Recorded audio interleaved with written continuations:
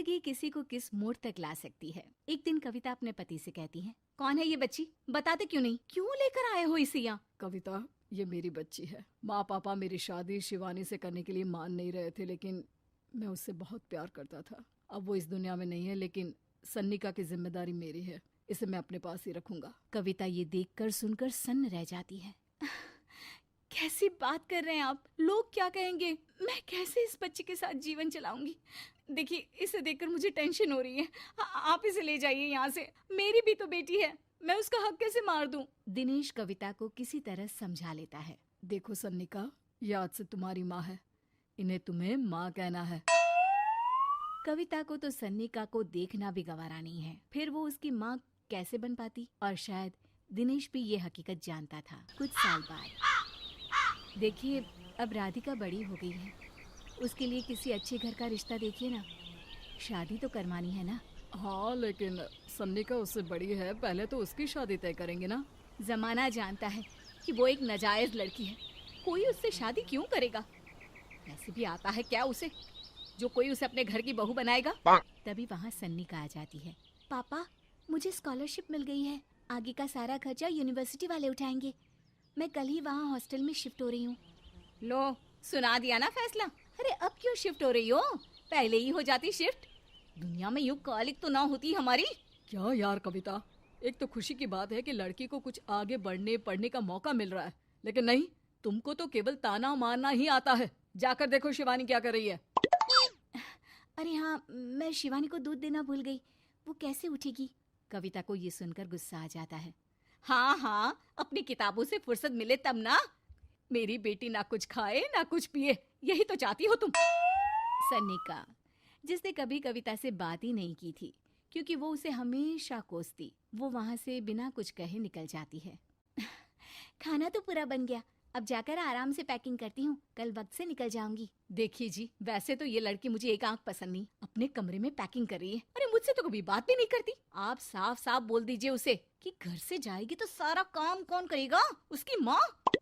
माँ का नाम सुनकर सन्निका भी वहाँ आ जाती है। नहीं, वो कैसे करेंगी, वो तो मर गई है ना। उस मनहूस औरत को मेरे घर में याद करने की कोई जरूरत नहीं है, समझी? वैसे भी ना होते हुए भी तेरी शक्ल में लगता है कि वो हमारे बीच में ही है हमेशा से। तो ठीक है ना, जब जा रही हूँ तो क्यों प्रॉब्लम हो रही है आपको? सन्निका घर से निकल रही थी। कविता ना चाहते हुए भी सन्निका को रोक लेना चाहती थी, और वजह थी सिर्फ उसकी सोशल लाइफ का डिस्टर्ब हो जाना। किटी में कविता की सहेलियाँ कहती हैं, क्या बात है, तू परेशान सी लग रही है, सब ठीक तो है ना? क्या हुआ, उस सन्निका ने फिर कोई तमाशा किया क्या? अरे नहीं नहीं, चली गई, वो तो ऑक्सफोर्ड की कोई एनजीओ है, उसकी स्कॉलरशिप मिली है। मेरा भाई बता रहा था कि उसका तो फ्यूचर ब्राइट है।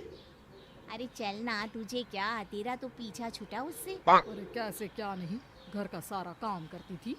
इसकी छोटी बेटी को भी तो उसी ने संभाला था, याद है? उसकी छोटी बेटी का जो केस हुआ था, वो भी अपने सर ले लिया था। हाँ, तो बदले में सारा खर्चा भी तो हम लोग ही उठा रहे थे ना।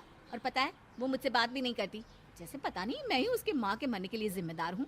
अरे खुद को क्यों दोष दे रही है, तूने जो किया शायद कोई नहीं करता। कविता को समझ में नहीं आ रहा था कि उसके साथ ऊपर वाले ने ऐसा क्यों किया। वो शाम को घर आती है। आज तो बहुत खुश होगी तुम, एक बला से छुटकारा मिला ना तुमको। बेचारी की जिंदगी नरक बना कर रखी थी। वो तो कहते हैं ना, ऊपर वाला सब देखता है। देखो, चुन लिया उसने अपना रास्ता। कविता का मन तो करता है कि वो पति को सब कुछ सुना दे, लेकिन सामने सास खड़ी होती है। ये तो है, बेचारे को खाना बनाने से लेकर घर के सारे काम करने पड़ते थे। बाहर का भी कोई काम होता तो वही देखती। अब देखते हैं घर का काम कैसे होता है। तभी कविता की बेटी उसके लिए चाय लेकर आ जाती है। लो माँ चाय, कैसी रही किट्टी? अच्छी थी बेटा, खाने में कुछ बनाया है क्या? हाँ, सन्निका दीदी जैसी ही सब्जी बना दी है, आप रोटी बना लो।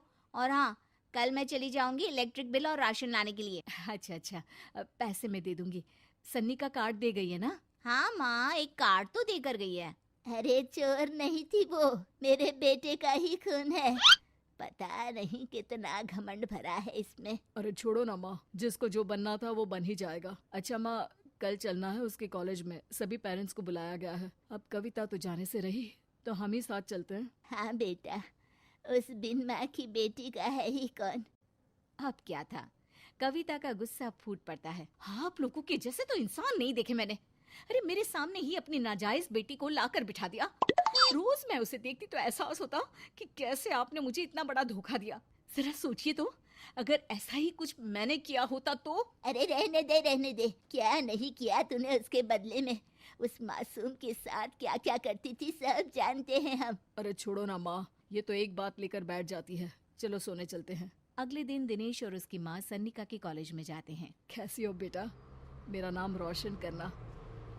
जरूर पापा। ये ले बेटा, पैसे रख ले। नहीं, वो कविता ने काट दिया है। अरे बेटा, वो माँ है तुम्हारी, उसका नाम क्यों लेती हो? अरे हटाओ भी, क्या ही क्या है उसने इसके लिए, क्यों माँ बोले। तभी वहाँ सन्निका की टीचर आ जाती है। सन्निका की माँ नहीं आई? जी नहीं, वो घर में बेटी है ना, सबका एक साथ आना तो मुमकिन नहीं था। तो उन्हें भेज देते। हम सभी उनसे मिलना चाहते हैं। मानना पड़ेगा, बहुत अच्छी तरह से पाला है उन्होंने अपनी बेटी को। क्या घर का काम, क्या बाहर का। कॉन्फिडेंस तो कूट कूट कर भरा है। पैसे रुपये के लिए भी इसे किसी का मुंह नहीं देखना पड़ता। स्कूली शिक्षा भी लाजवाब है। पिता और दादी को एहसास होता है कि जिस कविता के पालन पोषण पर उन्हें हमेशा से शक रहा, वो सन्निका के भविष्य के लिए किसी वरदान जैसा साबित हुआ।